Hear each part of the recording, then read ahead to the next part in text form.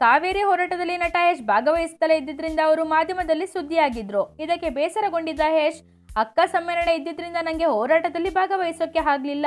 ಆದ್ರೆ ರೈತರ ಬಗ್ಗೆ ನಂಗೂ ಅಪಾರ ಕಾಳಜಿ ಇದೆ. ಅವರಿಗೆ ಆಗ್ತಿರೋ ಸಮಸ್ಯೆಗಳನ್ನ ಚರ್ಚಿಸಿ ಅದಕ್ಕೆ ಸೊಲ್ಯೂಷನ್ ಕಂಡುಹಿಡಿಯೋಣ. ಹಂಗಾಗಿ ಪ್ರೈಮ್ ಟೈಮ್ ಅಲ್ಲಿ ರೈತರ ಪರ ಕಾರ್ಯಕ್ರಮ ಮಾಡಿ ಅದರಲ್ಲಿ ನಾನು ಭಾಗವಹಿಸ್ತೀನಿ ಅಂತ ಮಾಧ್ಯಮಕ್ಕೆ ಸವಾಲ್ ಹಾಕಿದ್ರು. ಯಶ್ ಅವರ ಈ ಸವಾಲ್ಗೆ ಹುಚ್ಚ ವೆಂಕಟ್ ಅವರು ವಾರ್ನ್ ಮಾಡಿದ್ದಾರೆ. ಅದೇನಂತ ಮಾಡಿದ್ದಾರೆ ಅಂದ್ರೆ ಇಲ್ಲಿದೆ ನೋಡಿ. ಯಾವ ಚಿತ್ರನಟ ಏನಂತ ಹೇಳಿದಾನೆ ಅವನು ಎಷ್ಟು ರೈತರ ಪರವಾಗಿ ಕಾಲೇಜಿ ಇದ್ದಾನೆ. ಮಂಡ್ಯಾಗ ಹೋಗಿ ಎಷ್ಟು ಜನಕ್ಕೆ ಸಹಾಯ ಮಾಡೋಣ ಅಲ್ವಾ ಎಷ್ಟು ಜನಕ್ಕೆ ಅವ್ನು ಸಹಾಯ ಮಾಡೋನೆ. ಅವ್ನು ಇಷ್ಟಿ ತೆಗಿಲಿ, ನೀವು ತೋರಿಸಿ. ಅವ್ನು ಬಂದು ಹೇಳಿ ನಾನು ಇಷ್ಟು ಜನಕ್ಕೆ ಸಹಾಯ ಮಾಡಿದ್ದೀನಿ ಅಂತ. ಏನು ಓಪನ್ ಚಾಲೆಂಜ್ ಮಾಧ್ಯಮದವ್ರ ವಿಷಯಕ್ಕೆ ಬಂದ ನನ್ನ ಮಗನ್ ಗೊತ್ತಲ್ವಾ ಯಶ್, ನೀನು ಬರೀ ಸಿನಿಮಾದಲ್ಲಿ ಹೀರೋ ಕಣ, ರಿಯಲ್ ಹೀರೋ ನಾನ್ ಕಣ.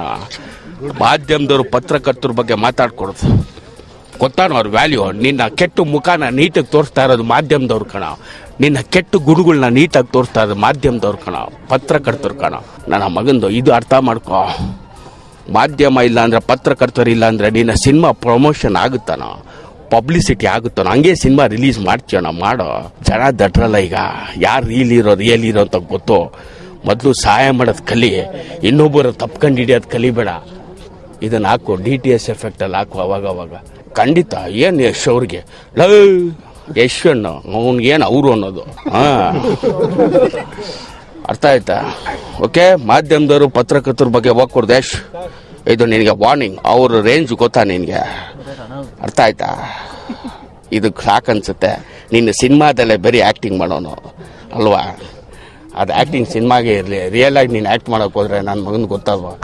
ಹುಚ್ಚ ವೆಂಕಟ್ರವರ ಈ ವಾರ್ನಿಂಗ್ ಸ್ಟೇಟ್ಮೆಂಟ್ಗೆ ಯಶ್ ಅವರು ಇನ್ನೂ ಪ್ರತಿಕ್ರಿಯೆ ಕೊಟ್ಟಿಲ್ಲ.